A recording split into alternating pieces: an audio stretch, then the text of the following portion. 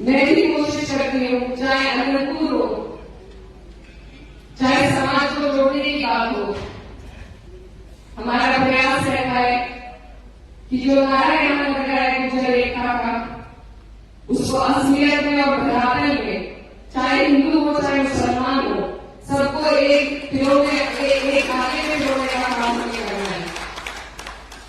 ये बात भी समझ में आई है कि जहां भी आजकल हर चीज आपकी बहुल्यता लेकर दी जाती है, आप बड़े भाई हैं, हम आपके छोटे भाई हैं, अगर आप हमारा हाथ पकड़े, हम आपका हाथ पकड़ेंगे, तभी ये बहुल्यता का जोड़ टूटे देश में दिखा पाएंगे।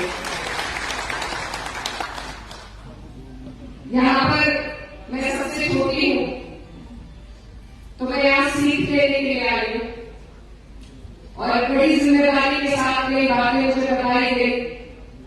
गुजर रेजिमेंट के आवाज उठाने की बात कही गई। मैं धन्यवाद देना चाहती हूँ मनोज भैया का, और मैं वादा भी दिलाना चाहती हूँ कि जब मुझे मौका मिलेगा, जिस तरीके से मैंने डीनोटिफाइड ट्राइब का जो हमारा बरसों से चला हुआ मुद्दा है, अभी के सत्र में अपने एक छोटे प्रयास से मैंने कोशिश करी कि कम से कम सदन के बड़े पड़ों से उठाया जाए। इसी तरीके से जो मांगे, जिन पर हमारी जिम्मेदारी लगाई गई है, उनको उठाने का पूरी ईमानदारी से, पूरी निष्ठा के साथ मैं कार्य करूंगी। मैं आपको वादा दिलाना चाहती हूँ।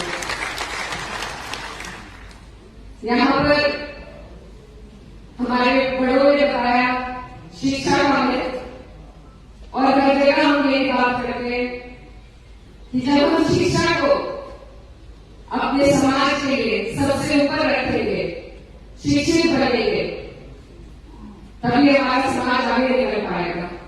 और शिक्षा के साथ साथ संस्कार की भी जरूरत है, क्योंकि मैं कहती जो सिर्फ शिक्षित हो, न समाज से लगाव हो, न समाज की जानकारी हो,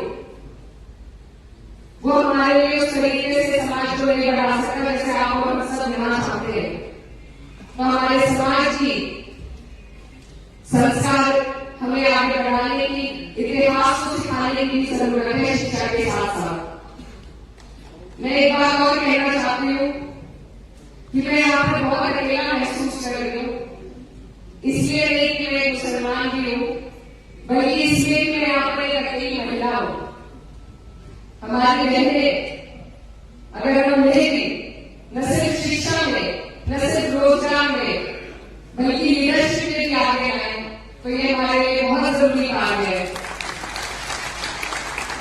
क्योंकि अक्सर हमने देखा है कि बहनें हमेशा जोड़ने का काम करती हैं, तोड़ने का काम नहीं करती। तो मुझे उम्मीद है कि जो कार्य मैं अपने दिल में लेकर चलना चाहती हूँ, भाईचारे का, एकता का, मुझे उम्मीद है कि मेरी बहनों का मुझे साथ मिलेगा मंच पर, तो वो कार्य और आसान हो जाएगा।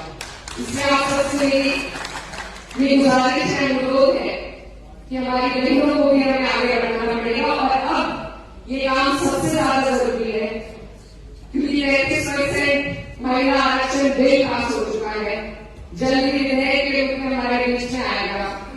तो जब 33% आरक्षण महिला सीटों का होगा, उसमें जरूरी है कि हमारे समाज की लड़कियां भी आगे आए, वहां से भी हमें अपनी बहुल्यता को दिखाने का मौका मिलेगा। लेकिन उसकी शुरुआत हमें अभी करनी पड़ेगी। हमें अपने बीच से प्रोत्साहन बढ़ाना होगा, भाइयों को, बहनों को आगे आना होगा। ये भी हमारे लिए बेहद जरूरी कार्य है। अभी 2 दिन बाद हमारा सत्र है दोबारा से, जो महिला आरक्षण बिल पे है, तो यहाँ पर भी समाज के सभी महानुभाव बैठे हैं। इसलिए मुझे लगता है कि इस बात पर गहन चिंतन होना जरूरी है कि आज हमारे बीच में एक भी बहन नहीं आई, अगली बार हमें जरूरत है कि हमारी बहनें भी हमारे बीच में इस संसद का हिस्सा बने, तभी वो असल संसद में हमारा नेतृत्व कर पाएगी।